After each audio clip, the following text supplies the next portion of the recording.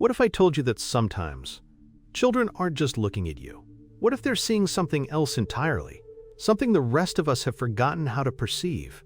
In the next few minutes, you'll discover the hidden world that children can access. You'll learn why their gaze can feel so intense. Plus, I'll reveal the ancient secrets about this connection that are deliberately kept from you. This is a topic that's been deliberately buried. Most people dismiss it as imagination. But the truth is far more complex. It involves unseen energies. It touches on ancient wisdom. And it might explain some truly baffling experiences you've had. Have you ever had a child just stare, their eyes wide, unblinking? It can feel unnerving, right? You wonder what's going on in their head. You might even feel a strange, prickling sensation. Section 1. The setup. For centuries, cultures around the world have spoken about a heightened sensitivity in children. Ancient texts describe them as closer to the divine. They're seen as more attuned to spiritual realms. Think about the concept of the third eye. This isn't just a metaphor. Many traditions believe children are born with this spiritual sight more open. They haven't yet built the mental walls we adults construct. These walls block out subtle energies. They filter out what doesn't fit our logical worldview. Picture this. You're in a quiet park. It's a bright, sunny afternoon.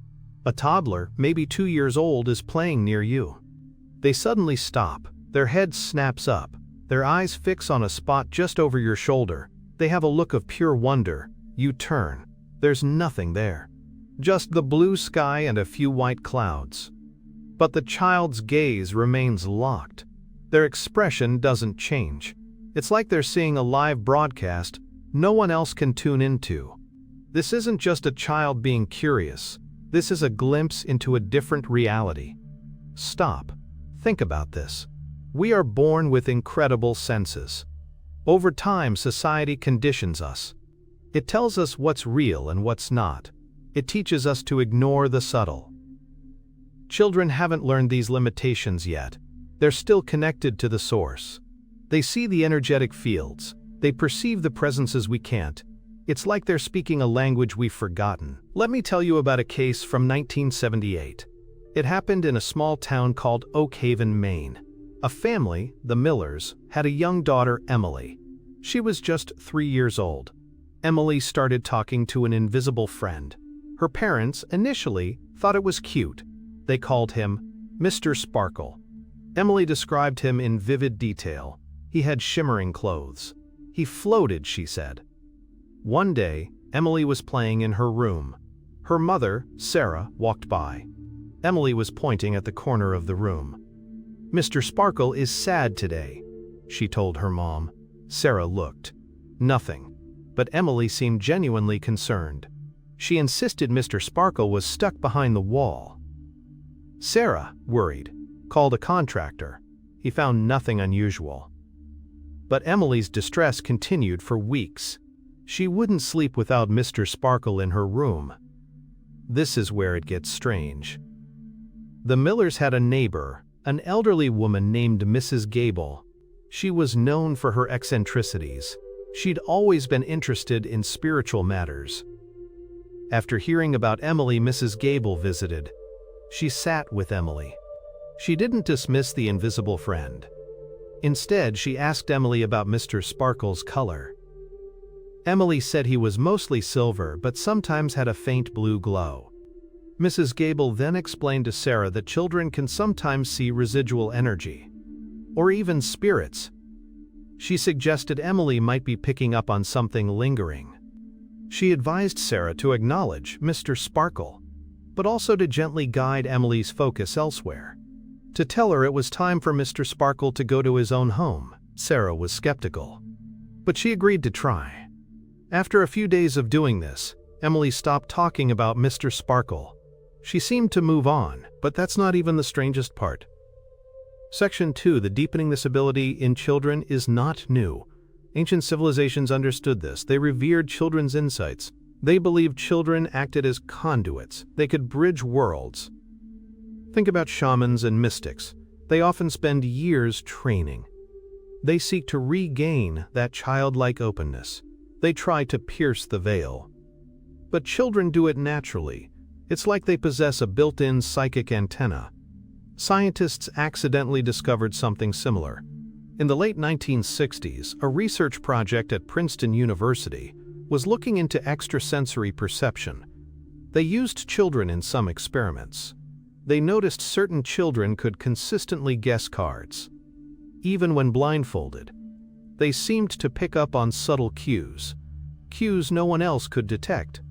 The lead researcher, a Dr. Evelyn Reed, noted in her private journals that some children exhibited, quote, unexplained precognitive abilities. She suspected they were tapping into a field of information, a field beyond our normal senses. This research, however, was largely suppressed. The findings were too controversial. They challenged the materialist worldview. Wait, let that sink in. This isn't just about seeing ghosts, it's about perceiving reality differently. It's about understanding that what we see is only a sliver. Children are often more aware of this. They might stare at you because they see your aura, your energy field. They might see colors around you. They might sense your emotions more intensely than you express them. They're not just looking at your face, they're looking through it. Remember this detail, it'll be important later. This ability is tied to our own spiritual development. As we grow, we suppress this innate knowing. We prioritize logic. We learn to doubt our intuition. Children haven't fully learned this lesson.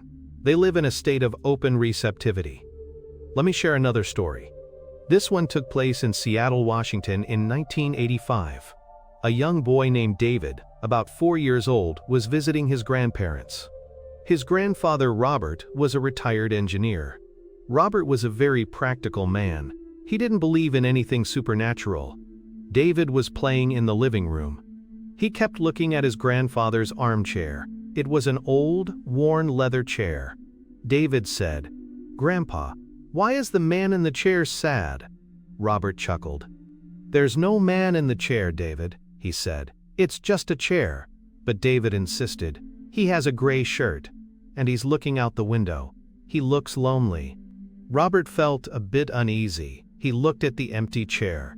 He remembered his own father. His father used to sit in that exact chair. He had passed away a year prior. Robert's father had worn gray shirts often. He had a habit of gazing out that window. Robert brushed it off as coincidence, but David kept talking about the sad man for days. He'd even tried to offer him his toys. Robert's wife, Mary, was more open-minded. She told Robert that maybe David was picking up on something. She said, "Perhaps it's your father's energy, or a memory associated with the chair." Robert was still unconvinced. However, he started feeling a strange pull towards that chair. One evening, he sat in it himself. He felt a wave of melancholy. He thought about his father. He felt a sense of longing. It mirrored what David had described. Robert never admitted it to David or Mary, but he started treating the chair with more respect. He'd sometimes sit there and just think. He never saw the sad man, but he couldn't deny the feeling. This changes everything you thought you knew about childhood perception. They're not just innocent observers, they're sensitive instruments. They can tune into frequencies we've blocked. They don't have the filters. They haven't learned to doubt. They are the ones who see the hidden patterns. The subtle shifts in energy. They witness the world as it truly is, the energetic world. They don't want you to know this because it's empowering. If you knew children could see these things, you'd start questioning your own reality. You'd realize your own suppressed abilities. You'd start to wonder what you might be missing. Section 3, the evidence. So what exactly are they seeing? It's multifaceted. They can see energetic imprints. They can perceive emotional residues. They might even see entities or beings invisible to us. This isn't about being crazy. It's about being attuned. It's about a natural human capacity, one that's been systematically ignored. Have you ever noticed how children can be drawn to certain places or repelled by them? They might refuse to enter a room, or they might beg to go back to a specific spot. They're reacting to the energetic signature of that location. They can feel the history, the emotions, the lingering presences. It's like they're walking through a landscape of invisible energy. Picture this. You're at a historic battlefield. It's a calm day, birds are chirping. Suddenly, a group of children on a field trip becomes agitated. They start pointing. Some cry. They say they hear noises or see figures. The adults dismiss it as overactive imaginations or the heat. But the children's reactions are too consistent, too uniform. They're not making it up. They're experiencing the residual energy, the echoes of past events. They're seeing the energetic imprints left behind. It's a powerful, often overwhelming experience for them. I want to tell you about a documented case. It's from the archives of the Stargate Project. This was a U.S. government research program. It investigated psychic phenomena. In the early 1980s, they were studying children with unusual abilities. One subject, let's call her Anya, was about 7 years old. She lived in California. Anya could describe locations she'd never visited. She could also see people's thoughts as colors. During one session in 1982, Anya was asked to describe a remote location in Russia. She'd never seen maps or photos of it. Anya described a specific building. She saw a, quote, tall man with a blue light around him. She said he was guarding something important. The description was so accurate. It matched intelligence reports about a secret research facility. Anya's ability to perceive distant events and people was remarkable. It wasn't magic. It was a highly developed sensitivity. This information was classified for a reason. It showed that human consciousness could extend beyond the physical. That perception wasn't limited by sight or sound. Children, like Anya, were natural psychics. They just needed to be understood, not dismissed. If you're still watching, you're probably sensing something deeper. You're connecting the dots. You've likely had moments yourself. Moments where you felt something was off. Or moments where you just knew something without explanation. That's your own innate sensitivity trying to surface. The hidden pattern here is that these abilities aren't random. They are part of a larger energetic system. Children are simply more plugged into it. They haven't learned to disconnect. They haven't been told it's impossible. So when they stare at you, they might be seeing your energy field. They might be seeing your emotional state. They might even see spiritual guides or protectors around you. Most people have no idea this is happening. They think it's just a child's gaze. But once you see it, you can't unsee it. Section 4. The revelation. The biggest secret is this. Children are natural empaths and psychics. They are born with an open connection to the energetic matrix of reality. They can perceive subtle energies. They can sense emotions.